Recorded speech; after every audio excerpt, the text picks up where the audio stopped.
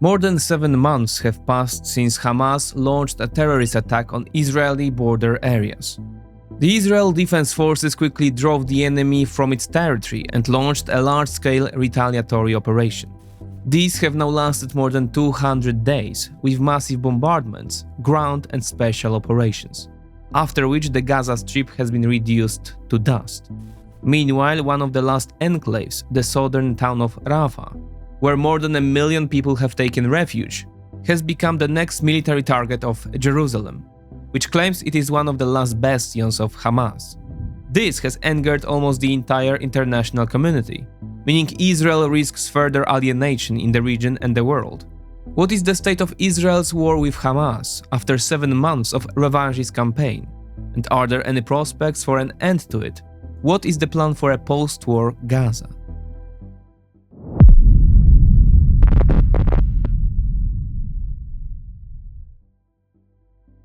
In the early hours of Monday, May the 6th, the Israeli Defense Forces ordered the 100,000 residents of parts of the city of Rafah in southern Gaza to evacuate immediately to the Al-Mawasi Humanitarian Zone, to the northwest of the city. Israel has vowed to use brute force in the area, which it describes as Hamas's last bastion in the Strip. According to the United Nations Relief and Works Agency for Palestine refugees, the city originally had a population of around 275,000, but more than 1.4 million people have now sought refuge in Rafah. Following overnight airstrikes, an Israeli armored column moved in to seize the Palestinian side of the Rafah border crossing. Rafah, which borders Egypt, was the only crossing into Gaza that Israel did not directly control. This provided an indirect motive for the offensive, as Jerusalem said Hamas was receiving constant reinforcements for the Rafah crossing. Quote, "This is the beginning of our mission to eliminate the last 4 Hamas brigades in Rafah. You should have no doubt about that," said an Israeli government spokesman. These are 4 of the last 6 brigades Hamas is believed to have deployed in the Strip. Israeli officials list the locations of their deployment as Yabna, Shabura, Tel Sultan and East Rafah. The other 2 are said to be operating in the central part, in Nusra and Deir al-Bala. The media circulated footage of Israeli Merkava tanks entering the crossing area, and in the next step, Israeli flags flying over the post.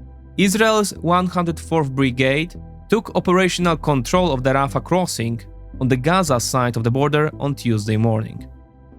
The Israeli military said it had intelligence that the crossing was, quote, being used for terrorist purposes, although it did not provide evidence.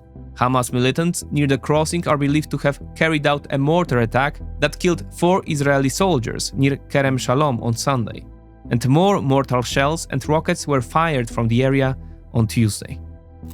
Israel's takeover of the Rafah crossing gave it full control over the entry and exit of people and goods. For the first time, it withdrew soldiers and settlers from Gaza in 2005, although it has long maintained a blockade of the coastal enclave in cooperation with Egypt.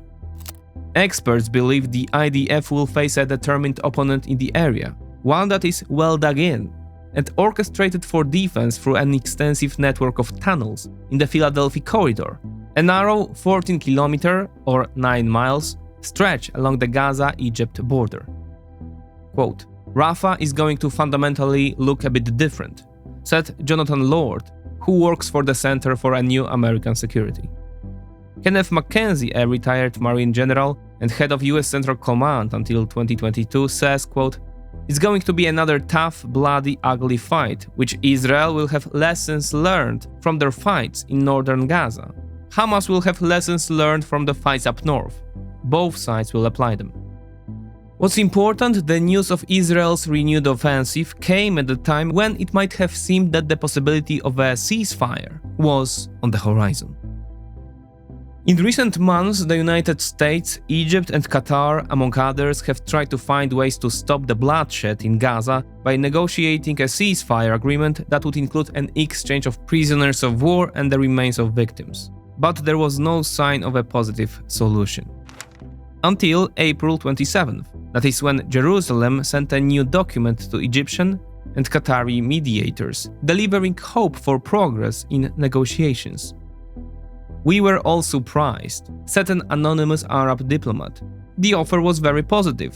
Suddenly, the Israelis accepted what they have refused to do." The proposal included a timetable for de-escalation, divided into 3 phases of 42 days each.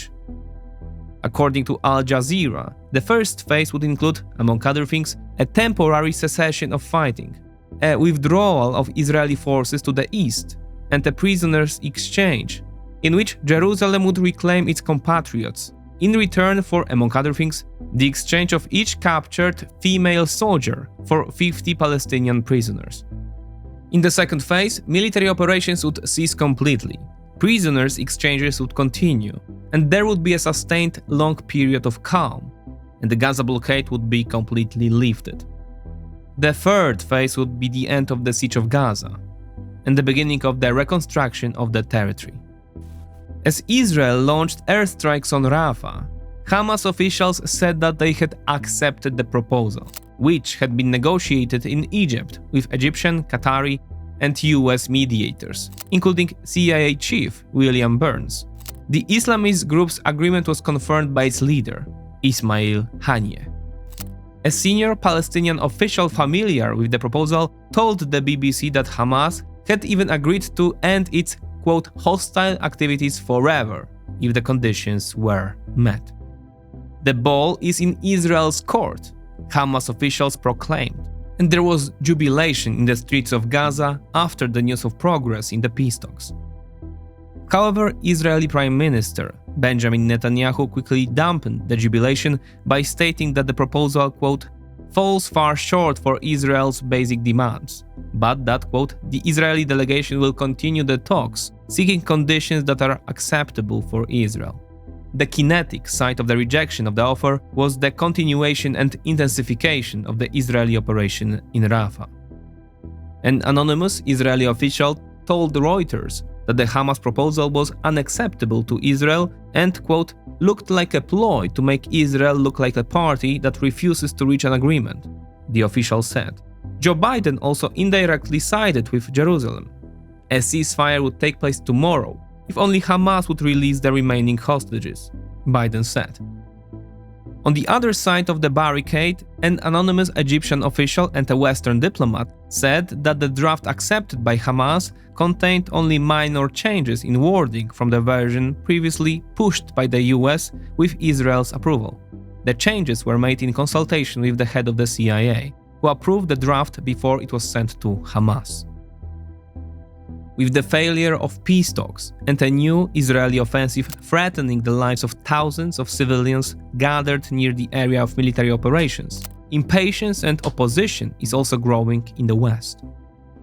An Israeli military offensive on the town of Rafah would violate international humanitarian law and would not lead to the removal of Hamas, said Andrew Mitchell, Britain's Deputy Foreign Secretary. But he stopped short of specifying what Britain would do if a full-scale invasion took place. High Representative of the Union for Foreign Affairs, Josep Borrell, also expressed disapproval, saying, quote, sad news is that there is no agreement for a ceasefire. Hamas accepted, Israel rejected, and the land offensive against Rafah has started again. In spite of all the requests of the international community, the United States, the EU member states, everybody asking Netanyahu not to attack Rafah, unquote.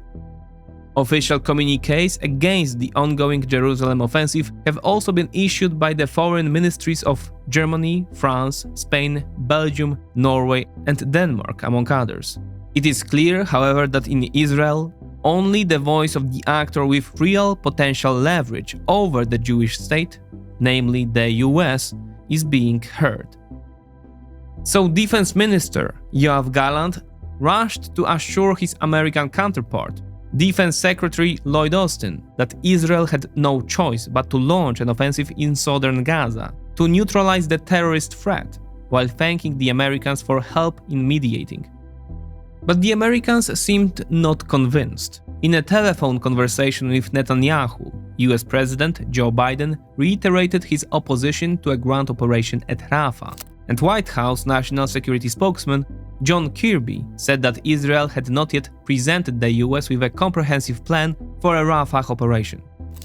However, the situation between Jerusalem and Washington is dynamic, with both sides probing each other.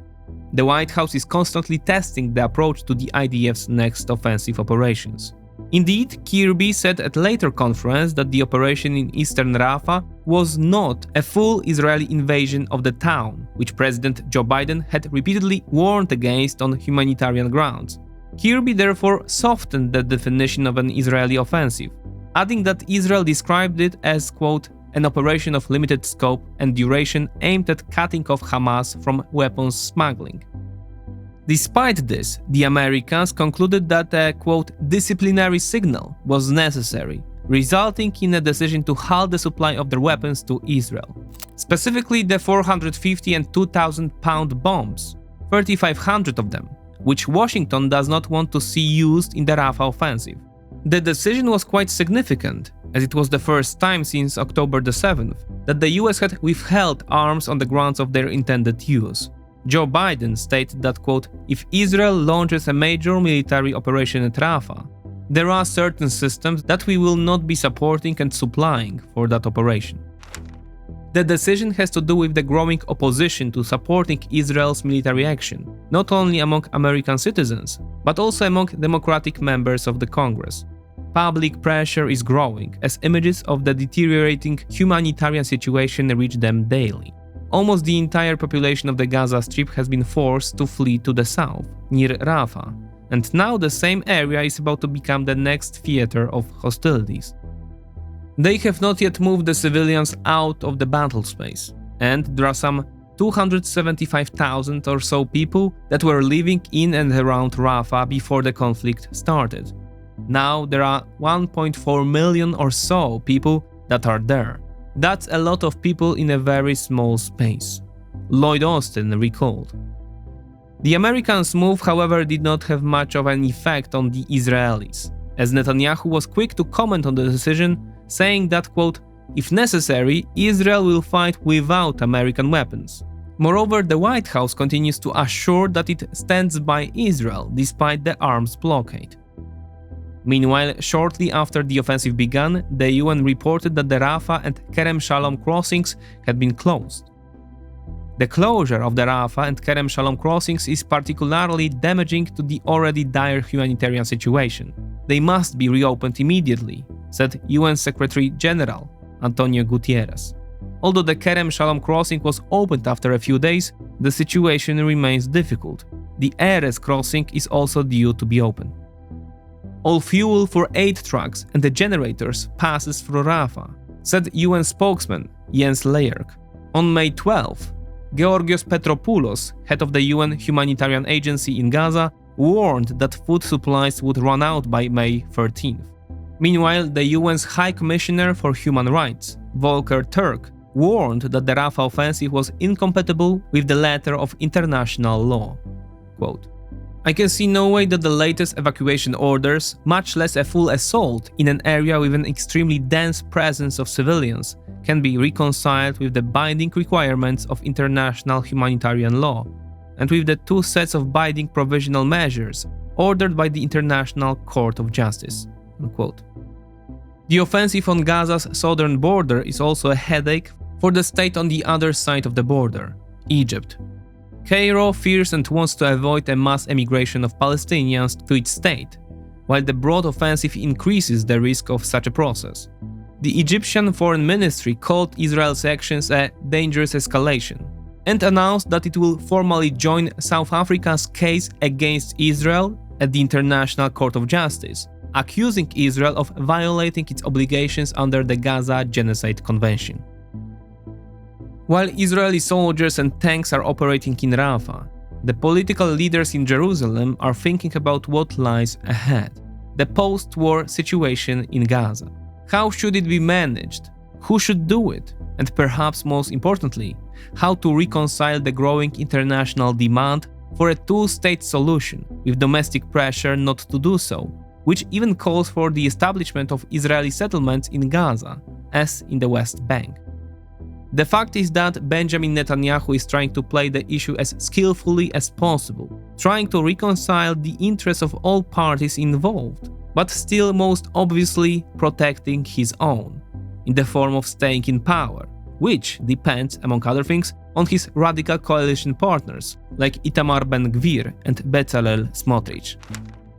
This breakneck process resulted in the first plan for post-war Gaza, which saw the light of day at the end of February this year. It provided for indefinite Israeli control of the enclave, with civil administration in the hands of Gazans, with no links to Hamas. The plan also called for the dismantling of UNRWA, the UN agency responsible for delivering humanitarian aid to Gaza, and the establishment of more Israeli settlements in the West Bank.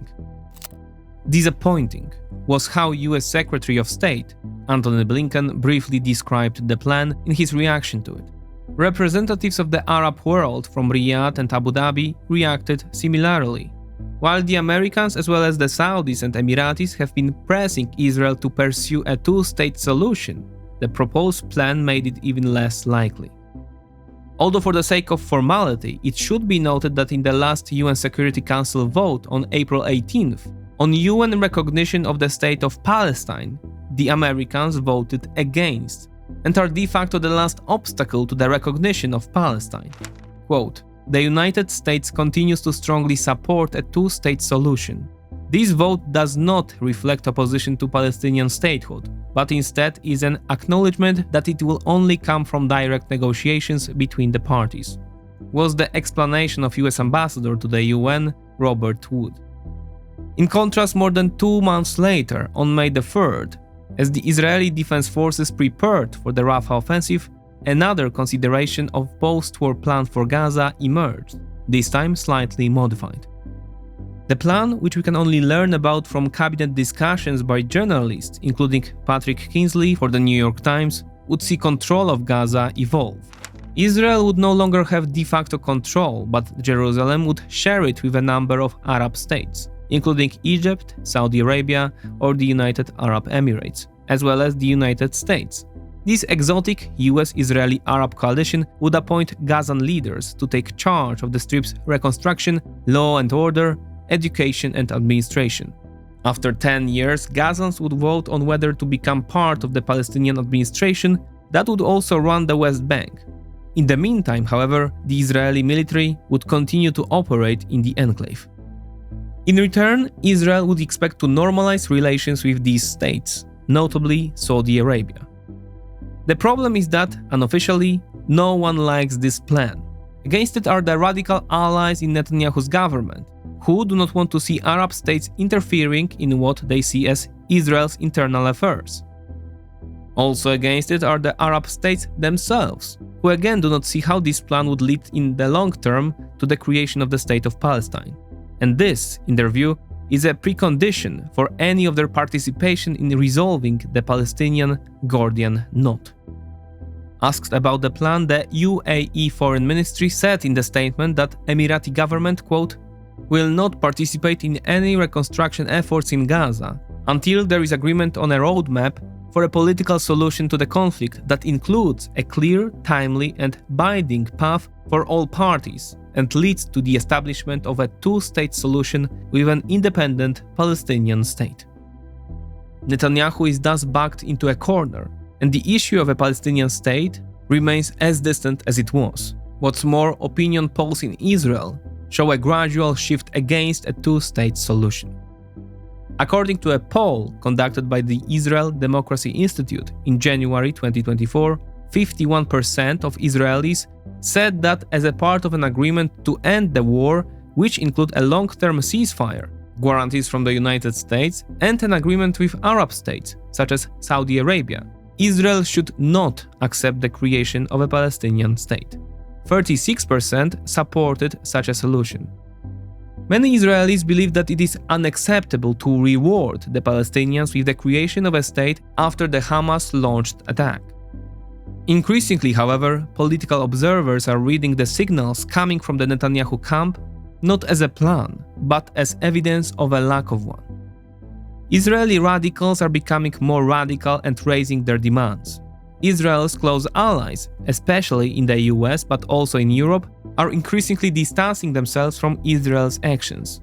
The Arabs, with whom Israel sought to build bridges to balance the Iranian threat in accordance with the Abraham Accords, are siding with Palestine, and perhaps this time will not budge until Jerusalem actually offers the prospect of a two-state solution.